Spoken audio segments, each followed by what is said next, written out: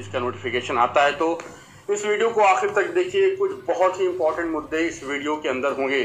सबसे पहले, आज के टाइम पे शिक्षा विभाग जिस तरह से काम कर रहा है, जितनी अनिश्चितता है, जितनी अनसर्टेनिटी है, किसी को कुछ भी नहीं पता लग रहा है।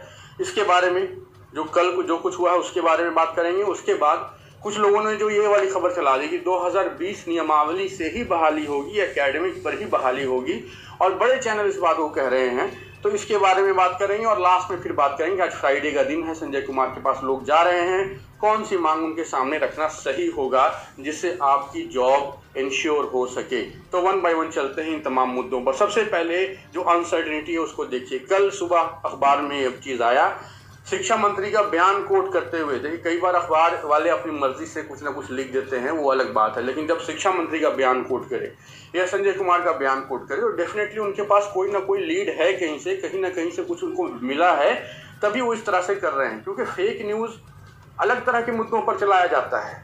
ये फेक न्यूज़ कोई नहीं चलाएगा कि शिक्षा मंत्री ने ये वाला बयान दिया है, तो कुछ ना कुछ उनको मिला होगा कहीं से। शिक्षा मंत्री का कल का क्या बयान छपा था, मेंशनिंग करवा दी गई है, जल्दी ही डेट मिलेगा और जल्दी ही केस का निपटारा हो जाएगा। ये सुबह की बात है। शाम को क्या हुआ, शाम को नोटिस जारी हो गया कि 2017-19 वालों को मौका दिया जा रहा है। अब आप इसी बात से सोचिए कि सुबह शिक्षा मंत्री क्या बोल रहे थे और शाम को उन्हीं का जो मंत्रालय है वो क्या नोटिस निकाल रहा है। एक तरफ मेंशनिंग हो गई है, कोर्ट से मामला निपटेगा, दूसरी तरफ नोटिस निकल जाता है कि सभी को अलाउ कर दिया गया।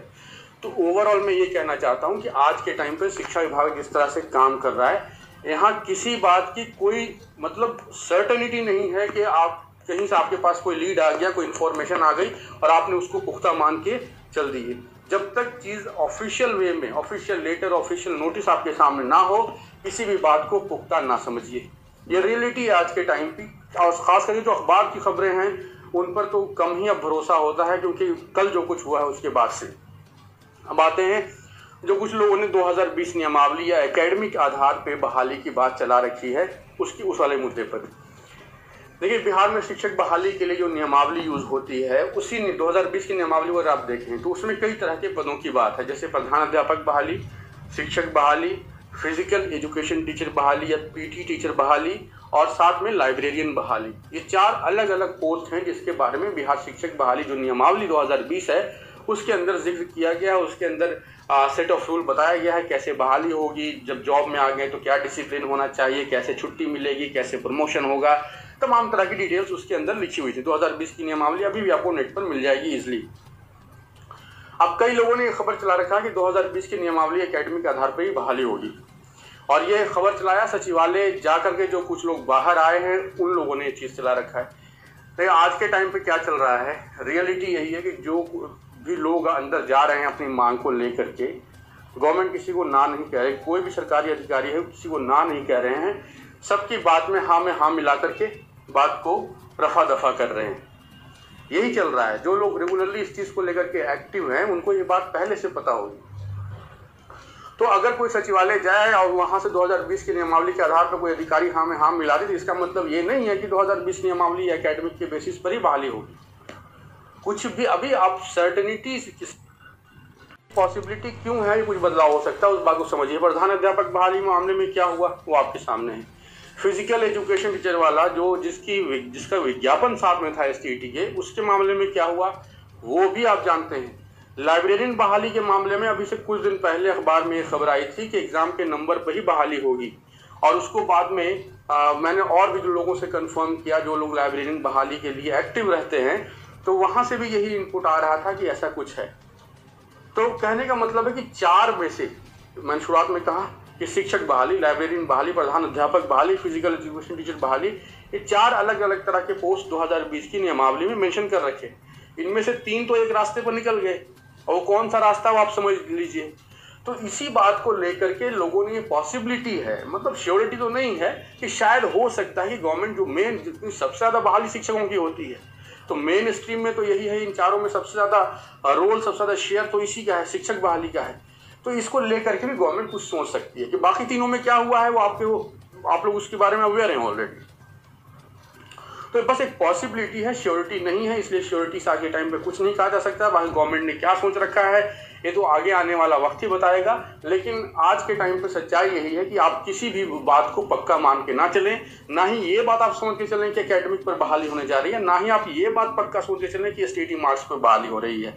जब तक नोटिस नहीं आएगा तब तक बातें क्लियर नहीं होंगी। बाकी ये भी चीज़ है, कुछ कोर्ट केस वाले लोग जो होते हैं वो अपनी अपनी तरह से चीज़ों को मैनिपुलेट करके जो कोर्ट केस को सूट करता है उस तरह से घुमा करके एक्सप्लेन कर देते हैं। लेकिन जब तक आपके पास नोटिस ना हो तब तक आप किसी भी चीज़ पर आंख बंद करके भरोसा ना करें। अभी कई तरह की चीज़ें आएंगी, अब एग्जैक्टली कैसे बहाली होगी ये तो आगे आने वाला वक्त ही बताएगा। श्योरिटी से अभी कुछ नहीं कहा जा सकता है, बस वेट कीजिए। अब आते हैं अपने आखिरी मुद्दे पर कि आज फ्राइडे है, काफ़ी सारे लोग सचिवालय पहुँचेंगे। तो आज के टाइम पे मैं ये देख रहा हूँ कि 90% कैंडिडेट बस नोटिफिकेशन को कोशिश में है कि किसी तरह से नोटिफिकेशन जल्दी निकलवा देना है। लेकिन नोटिफिकेशन के बारे में अगर आप संजय सर से बात करेंगे तो उनका बस वही कहना होगा कि छठा फेज खत्म नहीं होगा तो सातवां शुरू नहीं होगा, और छठा फेज के लिए अब इन लोगों ने दोबारा से एप्लीकेशन लेने का मन बनाया। अब उसके बाद 2-2.5 महीने 3 महीने तक ये मामला चला जाएगा। तो एक बात तो पक्का मान के चलिए कि अभी ये कुछ हफ्तों के लिए मामला टल चुका है। अगर कोई ये सोच रहा है कि बहुत जल्दी ही 15-20 दिन में कुछ हो जाएगा तो ऐसा कुछ भी नहीं है। लेकिन इस टाइम ड्यूरेशन को यूज़ करने की कोशिश कीजिए।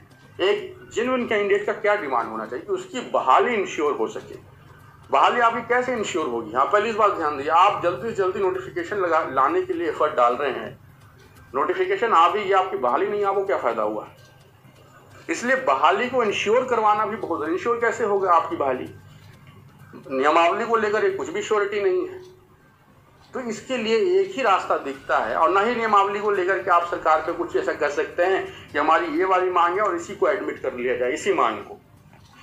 वो तो गवर्नमेंट के कंट्रोल में है। गवर्नमेंट के अधिकारी जो है वो अपनी मीटिंग में इस बात को डिसाइड करेंगे कि बहाली का आधार होना क्या चाहिए, वो एक अलग चीज़ है। लेकिन सीट बढ़ाने की मांग, मैंने पहले भी कई बार कहा, जैसे जैसे सीट बढ़ती जाएगी वैसे वैसे बहाली किस आधार पे होती है, इसकी जो अहमियत है, जो वैल्यू है, घटती जाएगी।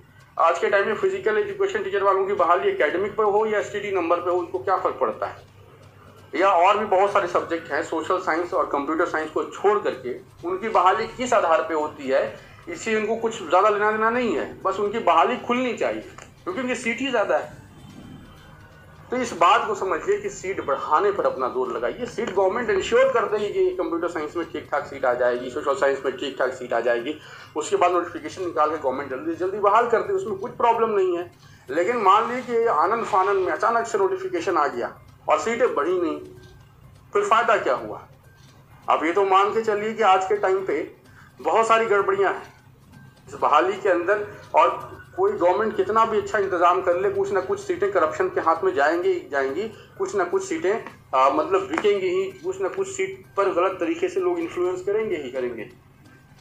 तो ओवरऑल मेरा कहने का मतलब है कि नोटिफिकेशन निकले 7वें फेज का, लेकिन सीट बढ़ा के निकले, कंप्यूटर साइंस और सोशल साइंस की सीट बढ़ा के निकले, ये बहुत ज़रूरी है। तो जो भी लोग आज सचिवालय जा रहे हैं, 7वें फेज के नोटिफिकेशन को लेकर के बात कीजिए। ठीक है, गवर्नमेंट में प्रेशर बनाना ज़रूरी है, लेकिन इन 2 सब्जेक्ट की सीट बढ़ाने के लिए भी बात कीजिए, ये बहुत ज़रूरी है। अगर सीट गवर्नमेंट 5-6 हज़ार कंप्यूटर साइंस में कर दे, 10,000 के आसपास सोशल साइंस में कर दे, तो काफ़ी हद तक जो है वो इम्पोर्टेंस इस बात की कि बहाली का आधार क्या होगा, इसकी वैल्यू घटती जाएगी, क्योंकि ज़्यादा लोग रिक्रूट होते जाएंगे। 5-6 हज़ार सीट हो जाएगी, सभी लड़कियों को जॉब मिल जाएगी, SC कैटेगरी के तमाम लोगों को जॉब मिल जाएगी। आप खुद ही कैलकुलेशन बैठा के देखिए ना, आप खुद ही कैलकुलेशन बैठा के देखिए कि SC कैटेगरी कितने लोग क्वालिफाई हैं, लड़कियां कितनी क्वालिफाई हैं, और फिर देखिए कि 6,000 सीट में कितनी सीट उन लोगों की बनती है उनके परसेंटेज और रिजर्वेशन के हिसाब से। तो आपको पता लग जाएगा कि जो मैं बोल रहा हूँ वो सही है या गलत है।